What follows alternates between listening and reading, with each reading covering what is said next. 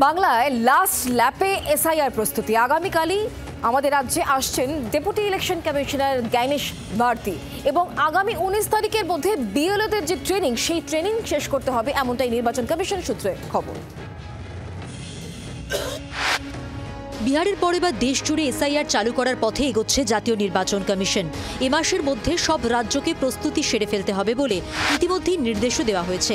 অক্টোবরে এ বিষয়ে বিজ্ঞপ্তি জারি হতে পারে, তারপরই ভোটার তালিকা সংশোধনের কাজ শুরু হবে। মুখ্য নির্বাচনী আধিকারিকের দফতর থেকে রাজ্যে এসআইআর এর প্রস্তুতি তুঙ্গে। যুদ্ধকালীন তৎপরতায় চলছে প্রশিক্ষণের কাজ।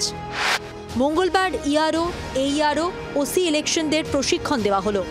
তবে একই সঙ্গে শুধু এই এসআইআর ট্রেনিং এইআরও নয়, বিএলওদেরকেও দেওয়া হচ্ছে। রাজ্যে ৮০,৬৮১টি বুথ রয়েছে এবং তার সঙ্গে আরও বেশ কিছু বুথ বাড়তে চলেছে এবং বিএলওদের ভূমিকা অত্যন্ত গুরুত্বপূর্ণ হতে চলেছে এবং সেখানে দাঁড়িয়েই বিএলওদের এসআইআর ট্রেনিংও অত্যন্ত গুরুত্বপূর্ণ, যেটা কিনা শেষ করতে চাইছে মুখ্য নির্বাচনী আধিকারিকের দপ্তর আগামী 19 তারিখের মধ্যে।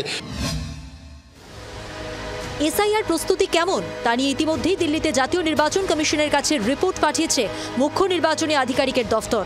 এবার রাজ্যে আসছেন খোদ দিল্লির কর্তারা। বুধবার রাজ্যে আসছেন deputy election commissioner Gyanesh Bharti. 18 এবং 19 তারিখ তিনি সমস্ত জেলা শাসক এবং অন্যান্য আধিকারিকদের সঙ্গে ভিডিও কনফারেন্স করবেন, রাজ্যে এসআইআর এর প্রস্তুতি খতিয়ে দেখবেন এবং একই সঙ্গে বেশ কিছু জেলায় 2 থেকে 3টে জেলাতে তিনি নিজে যাবেন সশরীরে, সরেজমিনে এসআইআর এর প্রস্তুতি কতদূর তা খতিয়ে দেখতে। এ বিষয়ে যা যা বলার আমাদের শীর্ষ নেতৃত্ব বলেছেন এবং বলবেন। আমাদের পরিষ্কার কথা, একজনও বৈধ ভোটারের নাম বাদ দিতে দেব না, একজনও বৈধ ভোটারকে হ্যারাস্ট হতে দেব না। এসআইআর এর কাজ 2 বছরের আগে শেষ করা সম্ভব নয়, এমনটাই দাবি করেছিলেন খোদ মুখ্যমন্ত্রী।